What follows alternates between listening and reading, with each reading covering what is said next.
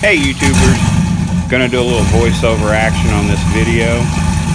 We've been fighting with the start and idle plus the rebound after rev on this engine and the tune.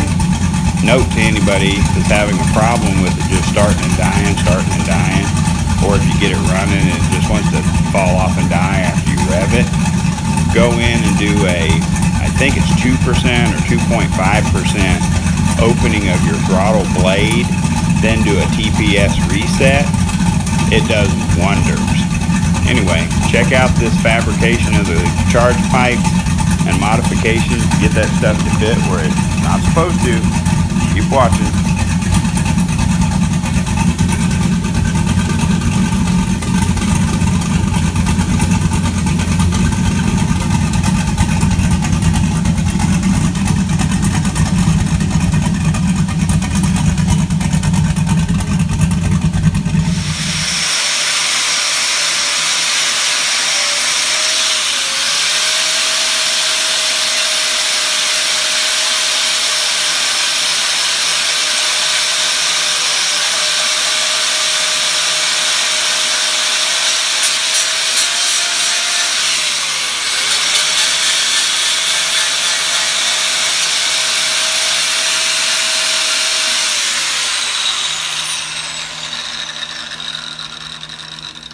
Instead of it having a step, I'd rather have it kind of blend. You know what we're going to title this? We'll call it Intercooler Life. The price you got to pay to fit stuff where it don't belong. A little more of the intercooler life. Are you winning down there yet? Slightly. Just got a tad bit more to take off. This side's gonna need more, I bet you.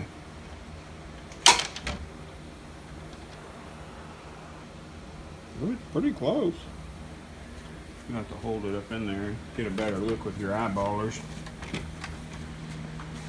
Trying to get that on 3 intercooler in a happy spot where the front grill fascia will still go back on. We're getting there.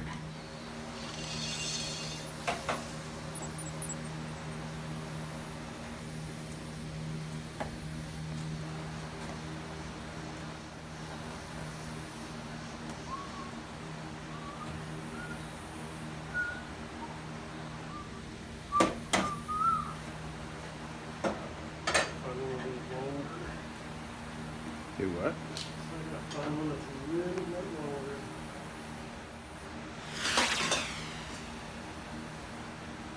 I think that's too long. Working hard.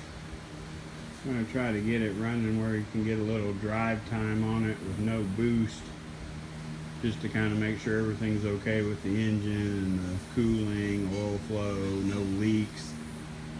And then throw the 80-pound injectors back in it, actually hook up the charge pipe and start that tuning process, which I'm sure will be a challenge, but it'd just be nice to make sure that this new build has the right amount of oil pressure, no problems with leaks, decent drivability, points in the 4L80E. I mean, there's a lot of new stuff going on here that we want to make sure is 100% legit.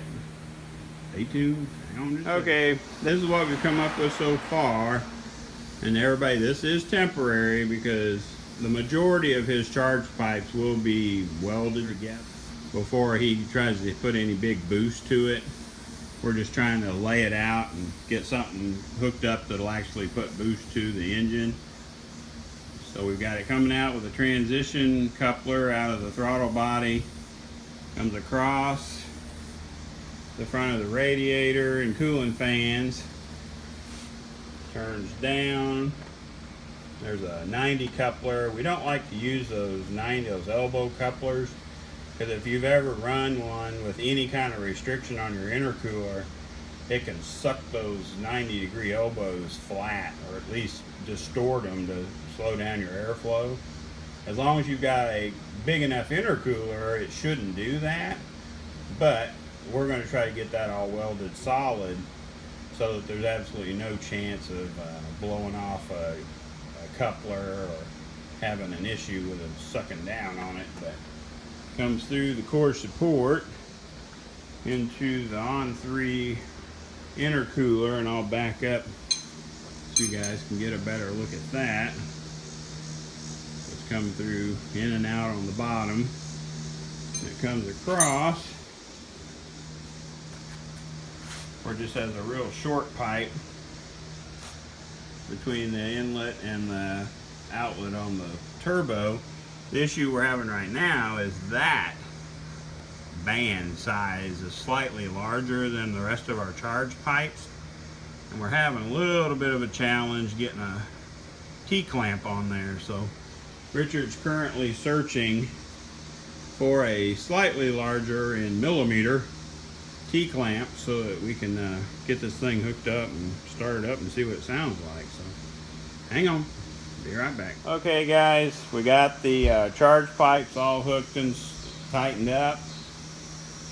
Is that all we did? Mounted the intercooler, got all the charge pipes routed. Yeah, we ran a vacuum source to the blow-off valve on the intercooler. This is going to be basically a NA tune, first time ever cold start with the turbo hooked up. So see what happens.